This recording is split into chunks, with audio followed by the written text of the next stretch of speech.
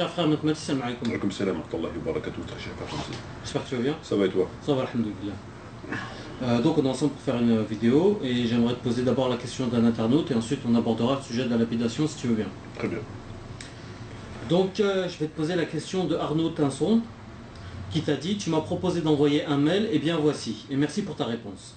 Je n'ai toujours pas compris pourquoi tu vis chez les koufars alors que tu reproches aux autres d'y vivre, de construire des mosquées et d'y travailler. Donc avant tout, a'udhu billahi minash shaitanir rajim, bismillahir rahmanir rahim, wa salatu wa salam ala sayyidina Muhammadin wa ala alihi wa sahbihi ajma'in, wa salam alaikum wa rahmatullahi wa barakatuh. Salam à nos frères et sœurs qui nous écoutent et le bonsoir aux éventuels non-musulmans qui écouteraient cette vidéo et notamment aux renseignements généraux. Donc si tu peux redire ta question. Donc il te demande, il te dit, il a toujours pas compris pourquoi tu vis chez les koufars alors que tu reproches aux autres d'y vivre, de construire des mosquées et d'y travailler. À quel moment j'ai reproché aux autres de vivre chez les koufars? À partir du moment où tu dis qu'on n'a pas le statut de musulman vivant ici, etc., c'est considéré comme un reproche. Non, c'est pas un reproche. C'est pas un reproche. Dans toutes mes vidéos, dans tous mes écrits, je ne reproche pas aux musulmans de vivre chez les koufars. Je leur dis que ce que dit l'islam, c'est pas pareil. Il y a une très grande différence entre dire à faire un reproche à une personne ou à des personnes, donc leur demander de changer immédiatement, et le fait de dire voilà ce que dit l'islam et voilà où on en est aujourd'hui. C'est deux choses différentes. Donc, à partir du moment où c'est ce que dit l'islam, on doit s'y conformer. Oui, mais c'est différent. Un reproche, c'est un grief. Ça veut dire que tu pointes du doigt une personne et que tu lui fais un reproche par rapport à son comportement, tu lui demandes de se réformer immédiatement ou incessamment sous peu. Et le fait de dire voilà ce que dit l'islam et voilà où on en est aujourd'hui, c'est deux choses différentes. Un, c'est un reproche qui se dirige à l'encontre d'une personne à qui tu demandes de se réformer immédiatement, de changer. Et l'autre, c'est un constat des lieux et dans laquelle tu mets en évidence qu'on est dans une situation qui n'est pas conforme et on doit essayer de revenir au texte. C'est deux choses différentes. Et donc, sur le reproche, j'ai jamais fait de reproche. À travers mes vidéos et mes dits, je fais un constat des lieux. C'est des choses différentes. Et ce constat des lieux, moi-même, je me considère tout à fait comme tous les musulmans, à la seule différence qu'il y a au moins deux catégories de musulmans. Il y a celles et ceux qui considèrent que la France est leur patrie, que rien dans les textes ne contredit, comme Tariq Ramadan le dit, de vivre en France. Donc, et il y a une autre catégorie de musulmans qui estiment qu'ils sont en contradiction avec les textes et qui essayent de se réformer tant bien que mal. Et Dieu seul est en mesure de juger des gens sur leur sincérité. Voilà, donc moi je me considère comme étant, faisant partie des musulmans, je ne suis pas mieux qu'eux et ils ne sont pas mieux que moi. Donc je fais partie de ces gens-là. Donc il est tout à fait normal de dire aux gens, maintenant pourquoi ne pas partir de la France? Il est bien évident que partir de la France pour aller en Algérie ou au Maroc ou en Tunisie, ça serait une grave erreur. Puisqu'à l'heure d'aujourd'hui, les pays du Maghreb ou même d'autres pays, c'est quoi? C'est toujours des colonies de la France. En vérité, c'est des gouvernements d'occupation.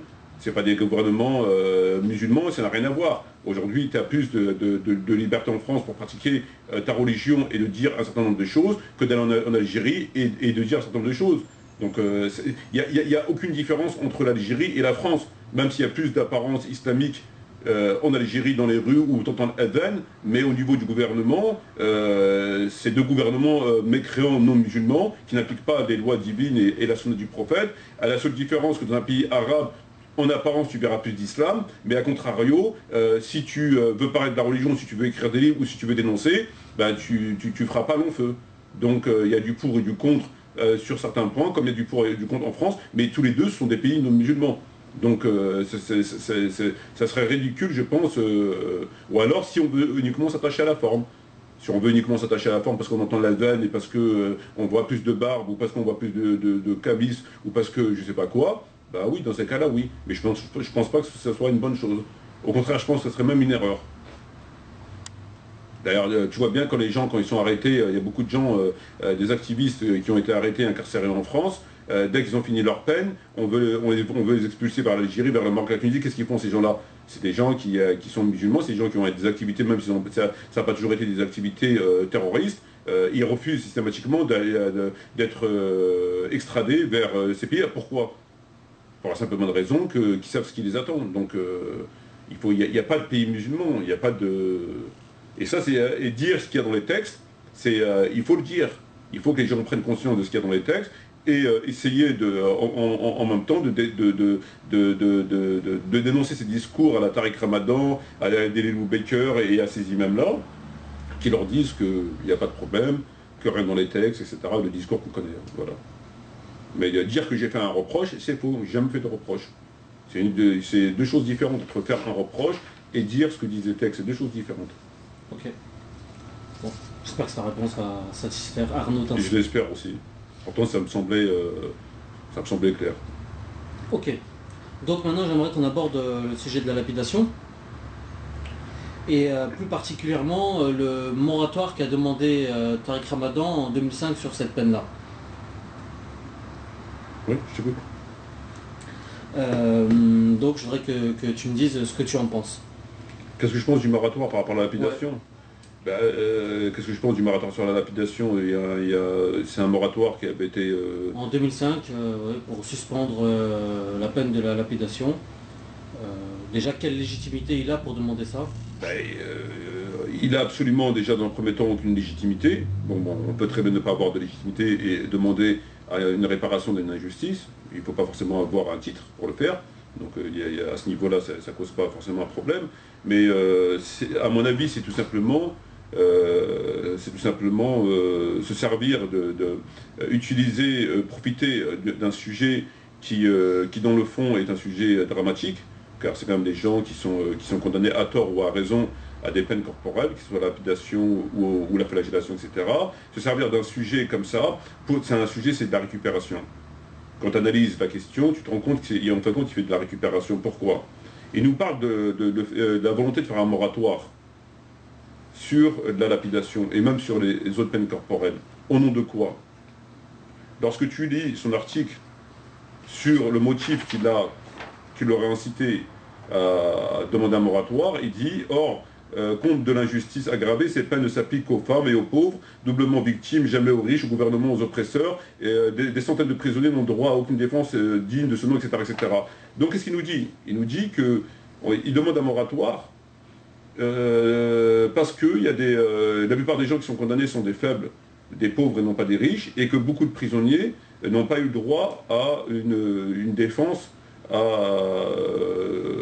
les moyens d'avoir une défense. Dans un premier temps,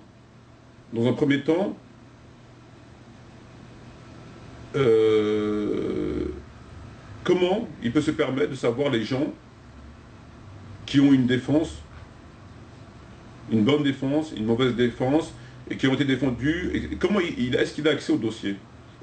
Quel pays applique les peines corporelles? L'Arabie Saoudite, l'Iran et d'autres pays, un ou deux pays en Afrique.